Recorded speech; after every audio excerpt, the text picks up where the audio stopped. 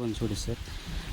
24 तारीख अद्विक हे आमचं छोटंसं बाळ, याच्या निमित्ताने आम्ही गड किल्ले सैर करत असतो. परंतु आज आम्ही विशेष आलेलो आहे कृषी काव्य गांडूळ खत निर्मिती प्रकल्प व प्रशिक्षण केंद्र माणिक ढोता जुन्नर जी पुणे येथे. विशेष या ठिकाणी आज आम्ही बड्डेच्या निमित्ताने भेट देणार आहोत. तुम्ही पाहू शकता आज पाऊस सुरू आहे तरी हे समोर आम्ही भेट देण्यासाठी आलेलो आहेत. पुढे काही बेड्स आहेत, तिकडं आपण जाणारच आहोत, पण तत्पूर्वी आपण शेडची पाहणी करू. कशा पद्धतीने त्यांनी या ठिकाणी नियोजन केलेलं आहे त्याचा अभ्यास करू. आज आपण या ठिकाणी आलेलो आहोत, तर सरांकडून आपण माहिती घेऊया. सर, आपलं नाव आणि थोडंसं कशा पद्धतीने इथं काम चालतं ते सांगा. आणि ओके, इथलं सर आता पावसामुळे आपण तिकडं बाहेर जाऊ शकत नाही, परंतु आपण इथे एक डेमो टाईपमध्ये गांडूळ कोणत्या जातीचे आहेत त्या संदर्भात थोडीशी माहिती द्या. ओके, लोकलचे यांच्याकडे गांडूळ आहेत, त्यांना सायंटिफिक नाव थोडंसं लक्षात नाही येत नाही, पण ठीक आहे, काय हरकत नाही. तर ते आपल्याला एक डेमो टाईपमध्ये ते गांडूळ कशा पद्धतीने त्यांच्या जाती निवडायच्या आणि त्यांचं कसं आहे सायकल त्या संदर्भात माहिती देतील. गांडूळ तर भरपूर आहेत, पण आता पावसामुळे काहीच आता. ओके, पावसामुळे थोडंसं गांडूळ इकडे तिकडे पसरत आहे. गांडूळ इकडे तिकडे पाण्यात ते थांबतच नाही. अच्छा, ओके ओके. आणि हे जनरली आपण एक या ठिकाणी गमेला आहे, त्या गमेल्यामध्ये तुम्ही पाहू शकता हे गांडूळ जे आहेत ते पूर्ण परिपक्व गांडूळ आहेत, की जे शेणखताचे पुढं गांडूळ खत निर्मिती करायचं हे एक मायक्रोब चालू त्यांचं ते प्रक्रिया सुरू आहे. तरी हे पावसामुळे थोडंसं आणि गांडूळ काढून ठेवलेले आहे, की एखादे व्हिजिटर्स आले तर त्यांना या डेमोच्या माध्यमातून त्यांना हे दाखवता येतील. तर हे साधारण किती किलो गांडूळ असतील आणि याचा रेट काय असेल?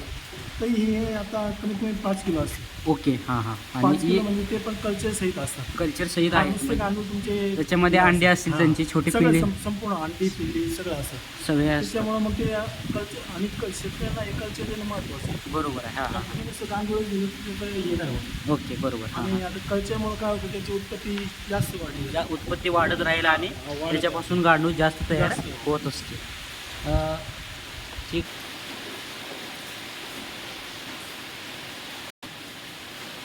पहिली सुरुवात म्हणजे तुमचं लॉकडाऊनमधून चालू झालं. बरोबर. हां, लॉकडाऊनपासून मॅडम इकडे येऊ लागल्या. बरोबर. प्रत्येक महिन्याला ती इकडे येणं जाणं चालू झालं. हां हां.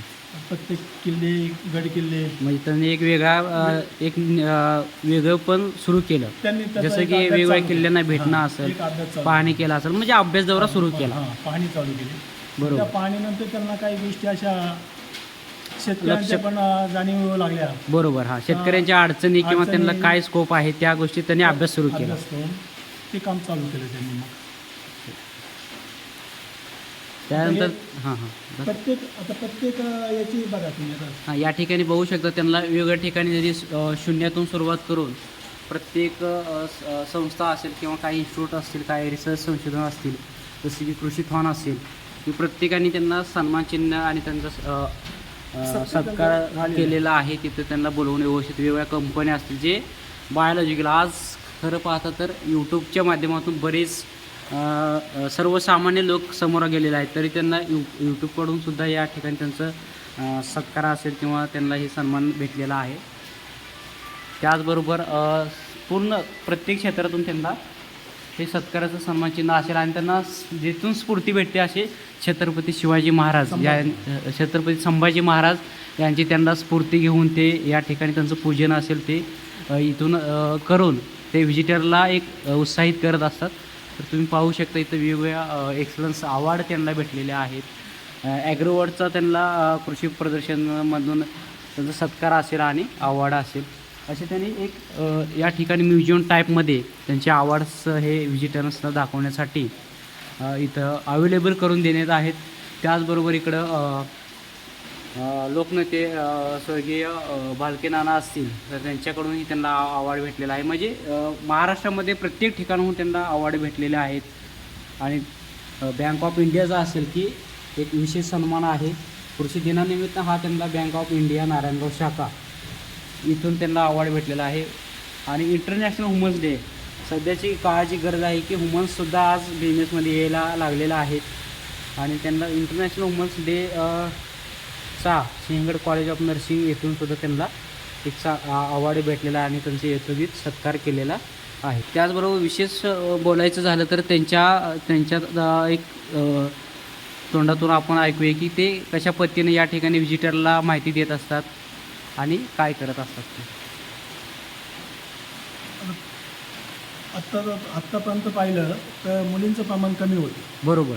पहिल्या वर्षी, ओके. पण आता या 2 वर्षात मुलींचं प्रमाण 50% अच्छा, म्हणजे मुली जे आहेत जे 50% युवा उद्योजक आहेत विशेष करून मुली जे आहेत ते मुली जास्त माहिती घेण्यास आपल्याकडे येत असतात येतात. आणि हे ट्रेनिंगच्या माध्यमातून 1 दिवसाचं यांचं ट्रेनिंग असतं.